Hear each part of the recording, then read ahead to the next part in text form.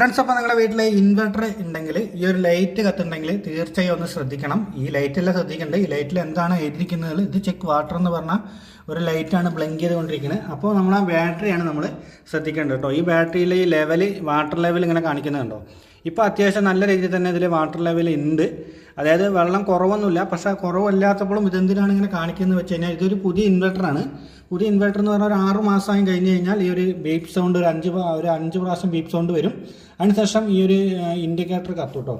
അപ്പോൾ ഇത് നമുക്ക് ഒരു വാണിംഗ് തരികയാണ്. നമ്മുടെ ബാറ്ററി എപ്പോഴും നമുക്കൊന്ന് ചെക്ക് ചെയ്യാനായിട്ട് ഒരു വാണിംഗ് തരികയാണ്. അതല്ല വേറെ പ്രശ്നങ്ങളൊന്നുമില്ല. അപ്പോൾ ഇൻഡിക്കേറ്റർ പോവാനായിട്ട് നമുക്കൊരു ഐഡിയ ഉണ്ട് കേട്ടോ. ഞാൻ പറഞ്ഞുതരാം. ഈ ഒരു ബട്ടൺ ഉണ്ട്, അവിടെ ഒരു പവർ ബട്ടൺ ഉണ്ടാവും. ഇതൊന്ന് ലോങ് പ്രസ് ചെയ്ത് കഴിഞ്ഞാൽ, കുറച്ച് നേരം ഒന്ന് ലോങ് പ്രസ് ചെയ്ത് കഴിഞ്ഞാൽ പോകട്ടോ.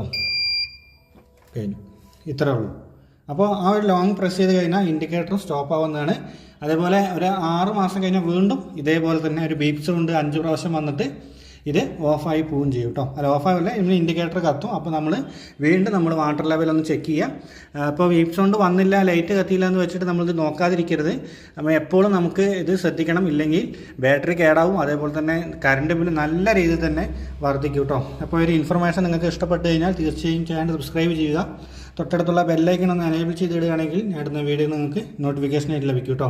വീഡിയോ ഇഷ്ടപ്പെട്ട് കഴിഞ്ഞാൽ തീർച്ചയായും ചാനൽ അല്ലെങ്കിൽ ഈ വീഡിയോ ഒന്ന് ഷെയർ ചെയ്യുക കേട്ടോ. Thank you.